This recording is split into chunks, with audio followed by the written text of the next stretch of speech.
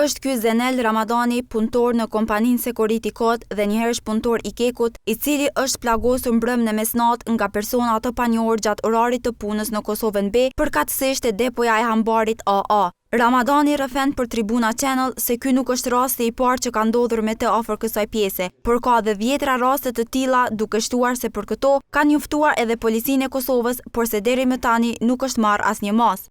Unë nuk jam rasti i parë që ndodhin këto probleme. Nuk është rasti i parë që sulmuar në sulmuar edhe dhjetra tjerë shokë të mi, punëtor sigurimit, që i njëjti rast, po ne kemi problemin ose kërkesën të institucionet e hetësisë, të policia, ka me dhjetra raste, asnjë nuk u zbulu, as nuk u ndon asnjë keqbërës. E nga Keku thonë se me këtë rast janë duke u marrë organet e hetuesisë dhe prokuroria, madje bëjnë apel që masat e sigurisë të shtohen, duke mos u përgjigjur pse deri më tani ende nuk janë zbuluar këto raste. Ne ju bëjmë thirrje të gjithë organeve të drejtësisë dhe të policisë që të ngritet niveli i sigurisë për rreth Kekut, për arsye se përveç këtyre rasteve Keku dihet se punon me stabilimente të ndihshme dhe siguria duhet të jetë në nivel të lartë.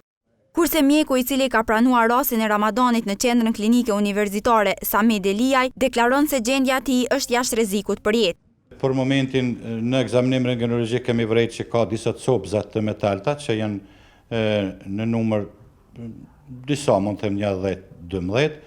Ndërsa kryetari i Sindikatës Mbrojtja dhe Siguria Nexhat Murati deklaron se dyshimet e tyre për të gjitha këto raste janë në menaxhmentin e Kekut, pasi që siç thekson ai, janë të rrezikuar në çdo kohë dhe se askush nuk merret me sigurinë e tyre.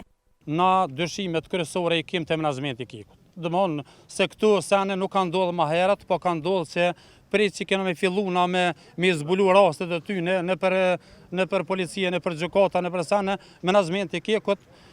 Manulleshe, Arben Gjuka, që ta dy janë fajtorë kryesore, unë që mendoj, po nashta dhe nuk janë, po unë na dyshojmë krejt punëtorët e sigurimit që jemi sot në protest, na dyshojmë të këta njerëz. E të njëjtën gjë e thonë edhe koleget e Ramadanit. Sipas tyre, policia e Kosovës njoftohet për këto raste, por nuk merr asnjë mas. Sot më na ol puna neve me hije kështu, mos me pas siguri kur nisna pe shtëpie, përshëndetna me familje. E thonë ditën e mirë ose natën e mirë, se jam i sigurt që kthejna në shtëpi, domethënë ishte ndosh. Vinë me maska, vinë me automata, vinë me revolje, që se thrasun policia çdo herë vinë me vanesë. I kemi marrë edhe policinë, se s'na kanë besuar policia që po na ndodhin këto raste, i kemi marrë, i kemi shti në kert nisisë tonë.